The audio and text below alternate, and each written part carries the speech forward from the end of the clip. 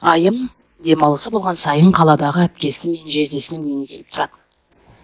Жатақхананың құрғақ, дәмсіз тамағы, әпкесі балының ыстық табадан жаңа түскен самсасы мен бұғы бұрқыраған шайына жетпейді.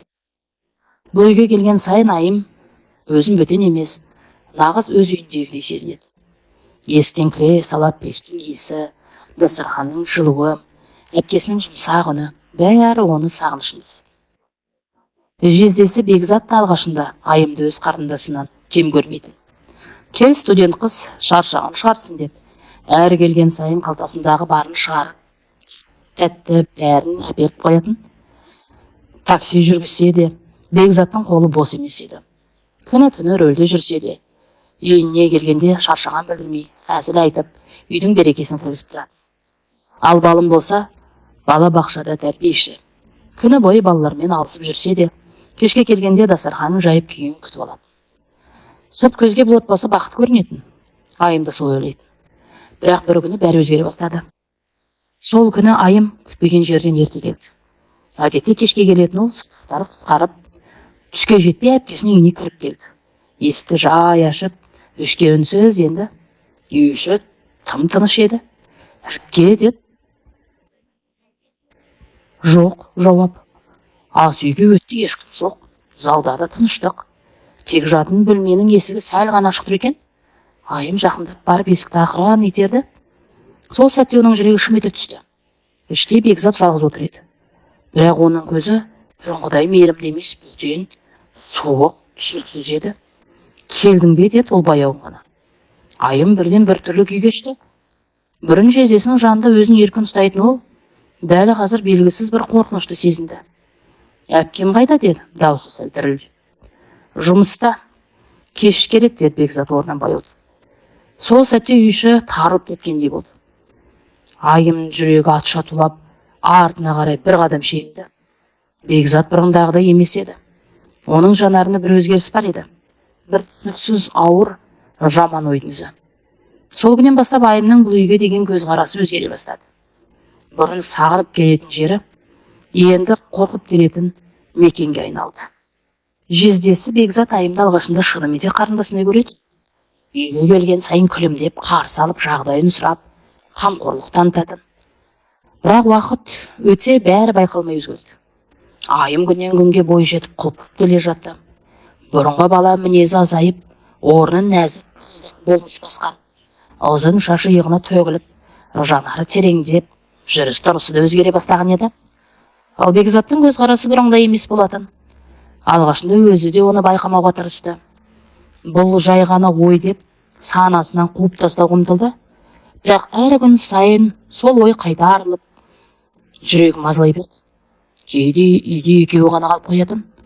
Балым жұмыста, үй іші тып-тыныш.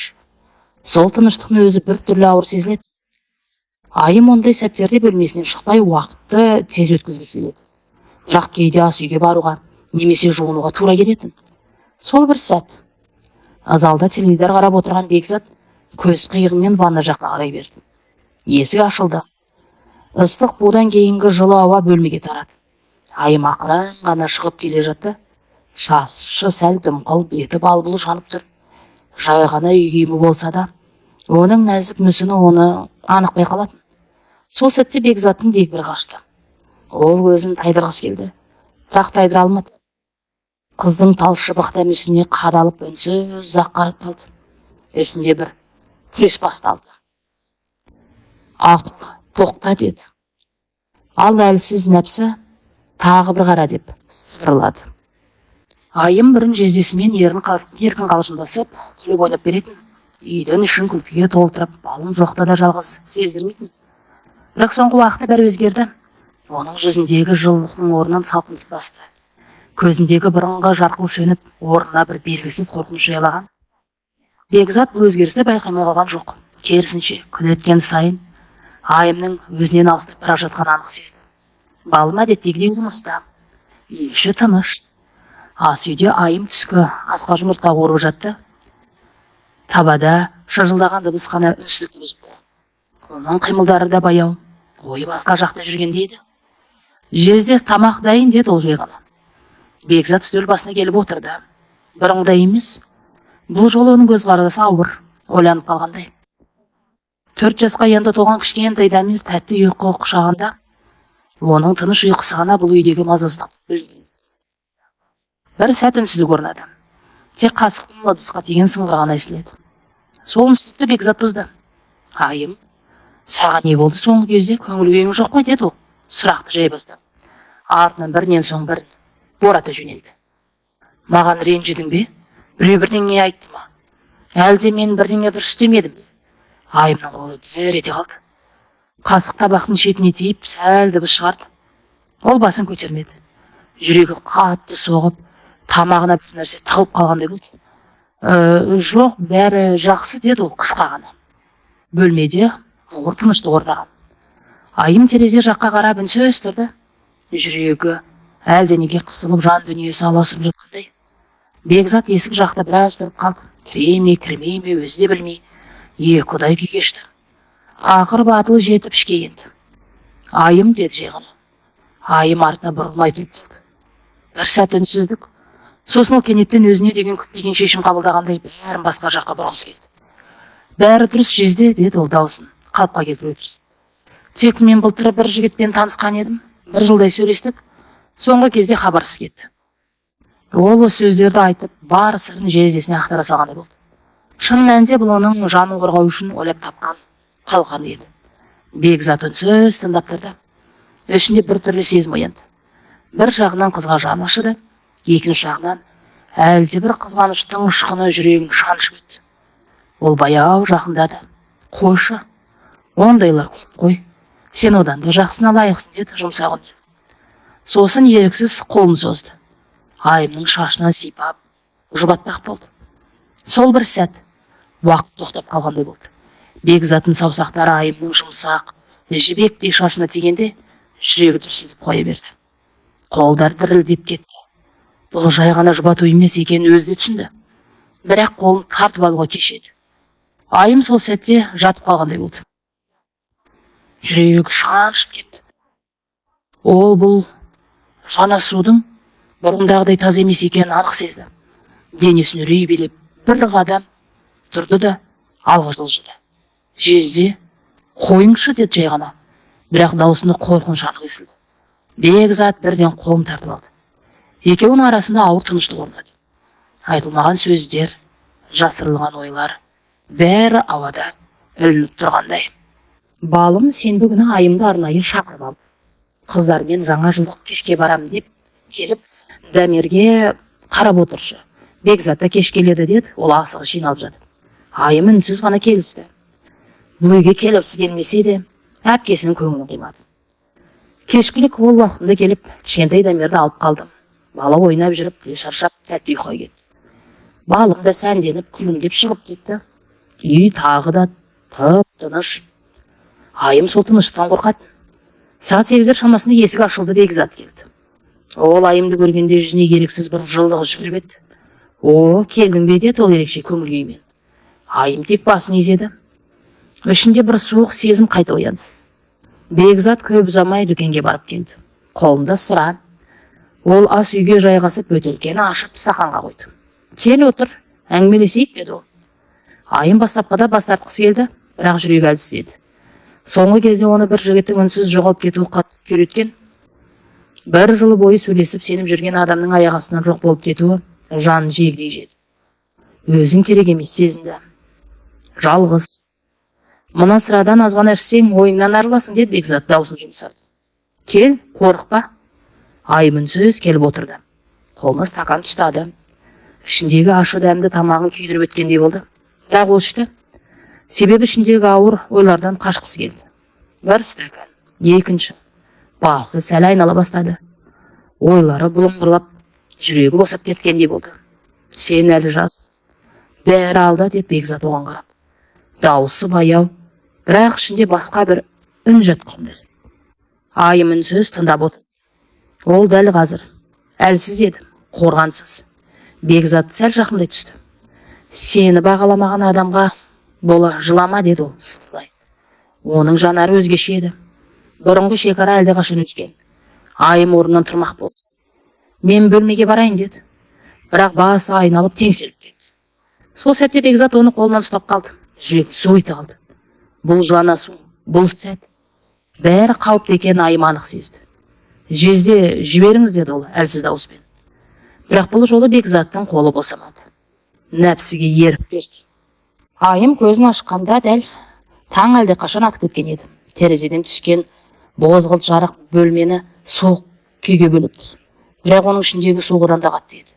Түндегі болған оқиға, жанын тас-талқан еткен түн, бәрі қайта есіне оралып жүрегін ұмытып бара жатты. Ол көзін жұмып бәрін ұмытқысы келді, бірақ ұмыта алмады. Енді жездесіне деген бұрынғы құрметтің орнына тек жиіркеніш пен өкініш қалған еді. Айтам ба жоқ, кемше. Осы ойлар оны екіге бөліп тастағандай. Бір жағында шындық, бір жағында әпкесінің отбасы. Айым бұл сырды ішінде сақтап қалғысы келді. Бәлкім бәрі осымен бітеді деп өзін жұбатты. Бірақ ол қателесті. Таңғы асқа бәрі жиналған. Балым ештеңеден бейхабар, әдеттегідей күлімдеп жүр. Дәмер де анасына еркелеп, үй ішіне жылу сыйлап. Ал Айым үнсіз, көзі қызарып кеткен, Бекзат та тыныш. Бірақ оның ішіндегі тыныштық дауыл алдындағыдай еді. Кенет, балым, мен саған бір нәрсе айтуым керек деп, Бекзат ауыр үнмен. Айымның жүрегі бір сәтте тоқтап қалғандай болды. Ол бірде не боларын сезді. Кеше, деп бастады Бекзат. Мен сәл ішіп келдім. Өзімде болмадым. Балым алаңдап қалды. Сосын Бекзат бір сәт кідірді. Бірақ ең ауыр сөзді айтып жіберді. Айым түнде менің мастығымды пайдаланып құшағыма кірді. Сол сәт уақыт тоқтап қалғандай болды. Айымның құлағы шалдап кетті. Жер аяғының астынан сырғып кеткендей, ол кірерге тесік кетпей қалды. Жүрегі жарылып кетердей соқты. Бұл не деген ой санасын тілгілеп өтті. Жоқ, деді ол бірден дауыс дірілдеп. Бұл өтірік. Көзінен жас парылып кетті. Мен онда ештеңе істегенім жоқпын. Балым екеуіне кезек қарап қалды. Бірі күйеуі, бірі туған сіңілісі. Қайсына сенерін білмеймін. Дағдарып қалды. Айым, сен не айтып тұрсың, деді балым абдырап. Айымның дауысы дірілдеп шықты. Әпке, мен бірақ сөзі тамағына тығылып қалды.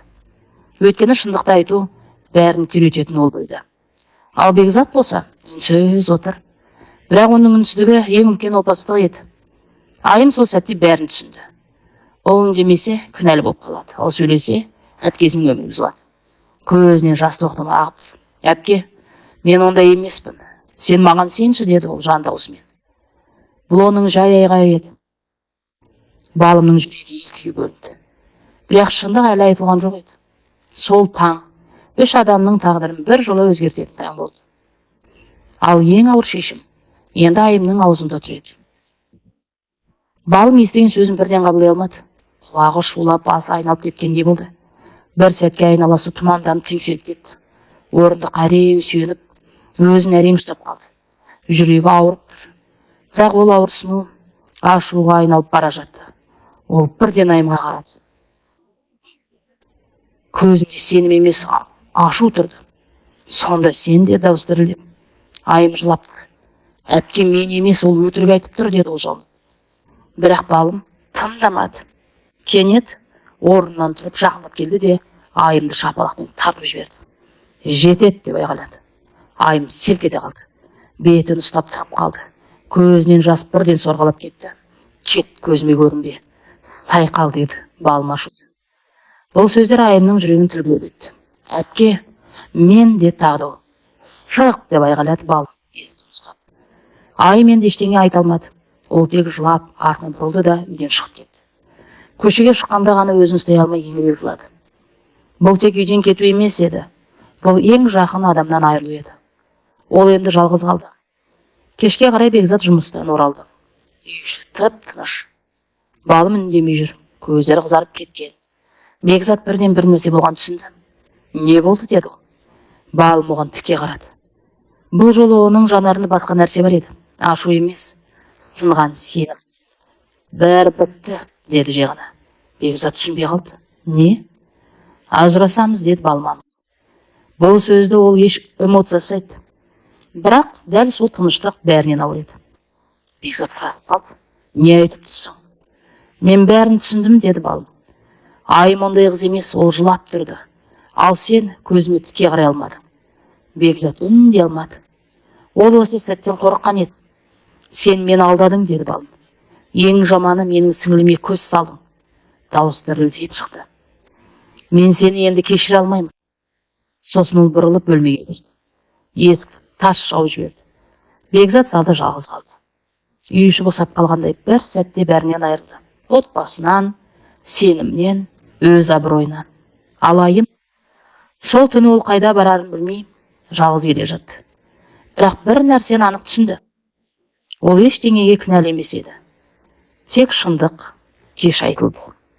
Бекзат біраз уақыт үнсіз отырып қалды. Не істер, не айтарын білмей дал болды. Бірақ бәрін жоғалтып бара жатқанын сезген сайын өзін ақтап қалуға тырысты. Ол орнынан тұрып, балымның бөлмесінің есігін ақырын қақты. Балым, сөйлесейікші деді жай ғана. Іштен жауап болмады. Бірақ ол есікті ашып кетті. Балым теріс қарап үнсіз отыр екен, көздері ісіп кеткен, жылаған анық. Балым, сен мені дұрыс түсінбей отырсың, деді. Бастады Бекзат. Балым бұрылмады. Ол қыз өзі келді менің қасыма, деді ол асығып.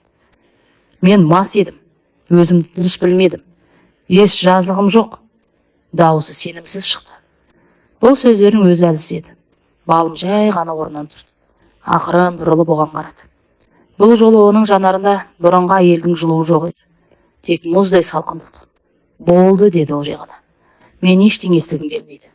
Бекзат қасып қалды. Балым, тыңдашы, мен жоқ, деді ол қатырақ. Бір сөз естігім келмейді. Бөлме іші қайтадан үсті кетті. Сен мен емес, өзімді алдап тұрсың, деді балым баяу ғана. Егер сен кінәсіз болсаң, неге оның көзіне қарай алмадың? Бекзат демей қалды. Жауап жоқ еді. Айым менің сіңілім, деді балым дауыс дірілдеп. Мен оны бала кезінен білем. Ол ондай емес. Ол көз жасын әрең тоқтатты. Ал сен, деді, сәл кідіріп, сен менің күйеуім едің. Едің деген сөз бәрін айтып тұрды. Мен шешімімді өзгертпеймін, деді олар. Біз ажырасамыз. Бұл жолы дауысы нық шықты. Бекзат бір сәтке үнсіз қалды. Сосын баяу отыра кетті. Бәрі бітті. Ол енді түсінді. Бұл үйде оған орын жоқ. Балым терезе жаққа қарап ұзақ тұрды. Оның ішінде де бәрі күйреп жатқан. Күйеуінен айырылды. Бірақ одан да ауыр сіңлісін жоғалтты. Неге мен оған сенбедім деген ой жүрегін тілеп өтті. Бірақ бәрі кешеді. Алайым, ол сол күні қаладан кетіп қалды. Ешкімге айтпастады. Тек бір хат қалдырды. Әпке, мен саған ренжімеймін. Сен тек сенген адамыңды қорғадың. Бірақ мен шындықты айттым. Бір күні түсінесің деп үміттенемін. Уақыт өтті, бірақ сол бір түн 3 адамның тағдыры мәңгіге өзгертті. Бірі сенімін жоғалтты, бірі отбасынан айырылды, бірі жақын адамынан. Кейде шындық бірден қабылданбайды. Бірақ уақыт өте, жүрек бәрін өз орнына қояды. Бекзат пен балымның некесі көп ұзамай заңды түрде бұзылды. Екеуі бір-біріне қарап тұрып та бұрындағыдай сөйлесе алмады. Айтатын сөз қалмаған еді. Тек қол қойып екі жаққа кете барды. Бір кезде бақытты көрінген отбасы осылай үнсіз аяқталды. Балым ұлын алып қала орталығынан бір бөлме жалға алды. Бөлме тар, кішкентай. Бірақ оған бәрібір еді. Ең бастысы тыныштық. Ешкім жоқ. Ешқандай ауыр естелік жоқ. Тек өзі мен баласы. Дамирді балабақшаға бердім. Таңертең асығыс тұрғызады, киіндіреді, қолына жетектеп апарады. Кешке жұмыстан шаршап келсе де, баласын құшақтап, бар мейірімін соған төгеді. Өмірі тек сол үшін жалғасып жатқандай. Өзі бұрынғы жұмысын жалғастырды. Балабақшада балалармен күліп сөйлеседі. Сырт көзге бәрі қалыпты сияқты. Бірақ ішінде бәрі босап қалған. Кейде кешкісін үйге келгенде үнсіз отырып қалады. Қолында шайы бар, бірақ ішпейді. Ой алыста, кеткенде айым есіне түседі. Сол күн, сол сөздер, сол шапалақ. Жүрегі бір түрлі қысылады. Бірақ бірден өзін тоқтатады. Жоқ, ол дұрыс демеді деп өзін сендіргісі келеді. Бірақ ішінің бір түкпірінде күмән бар. Өте кішкентай, бірақ тыныштық бермейтін күмән. Егер ол рас айтып тұрса ше. Осы ой келген сайын жүрегі шам ете түседі. Бірақ ол бұл ойды әрі қарай жібермейді. Өйткені шындықты мойындау, өз қателігін мойындау деген сөз. Ал оған әлі дайын емес. Бекзат өз жолмен кетті. Жалғыз қалды. Бірақ ол жалғыздық жай ғана тыныштық емес еді. Ол іштен жейтін өкініш. Кей түндер ұйықтай алмайды. Айымның көз жасы, балымның суық көз қарасы, бәрі көз алдынан кетпейді. Бірақ енді бәрін қайтару мүмкін емес екенін түсінеді. Ал Айым, ол мүлде басқа қалаға кеткен. Жаңа өмір бастауға тырысып жүр. Бірақ жүректегі жара оңай жазылмайды. 3 адам, 3 тағдыр, 3-еуі де тірі. Бірақ бұрындағыдай өмір сүріп жатқан жоқ. Уақыт өтті, жылдар жылдап кетті, бірақ жүректердегі жара бітпеді. Балым әдеттегідей шағын пәтерінде Дамирмен бірге тұрды. Бала әрқашан шат, бірақ балымның көзін қарағанда, оның қуанышты, тыныштығындай көрінеді. Күндер өткен сайын, ішкі тыныштығын табуға тырысқанмен, жүрегім бір нәрсе ауыртып тұрады. Айым да өз өмірін жаңа қалада жалғастырды. Ол жаңа жұмыс тапты, жаңа адамдармен танысты. Бірақ түнде жалғыз қалған сайын, сол кештің көріністері қайта оралады. Сол шапалақ, сол ашу, сол сенімсіздік. Бәрі қайта жүрегін шқалады. Бірде балым өз жұмысында кезекті кездесуге шығып бара жатқанда, кездейсоқ кафеде Айымның артынан келе жатқанын көрді. Қызыл шашы күн сәулесінде жарқырап, бетінде біртүрлі бейжайлық, бірақ көзінде терең мұң бар. Балымның жүрегі бірден тоқтап қалды. Қолын жүрегіне қойып бір сәтке кіріп қалды. Айым да оны бірден таныды. Көздері кездескенде ештеңе айтпай-ақ бәрін түсінді. Өткен жылдардың ауыртпалығы мен қателіктерін бәрі бір сәтке көз алдында тұрды. Бірақ екеуі де үндемеді. Бірінші болып Айым дауыстап сөйледі. Мен сені іздемедім, деді ол баяу, дірілдеп. Өйткені мен сенен қорқып кеттім. Сенің ашуыңнан емес, сенің шешіміңнен. Балым баяу қадамдап оған жақындады. Мен де іздемедім, деді ол басын иіп. Бірақ мен тек бір нәрсені білгім келді. Сен шынымен кінәсізсің бе? Айым көз жасын сүртті. Иә, мен кінәсізбін, деді ол. Түнде мен ештеңе істеген жоқпын. Мастығымды пайдаланып құшағына кіргізді ол хайуан, деді. Мені кінәлі қылғанында сен болдың. Балымның ішкі ауыртпалығы кенеттен еселенді. Жүрегі қысылып, көзіне жас үйді. Мен сені дұрыс тыңдамадым, деді ол әлсіз дауыспен.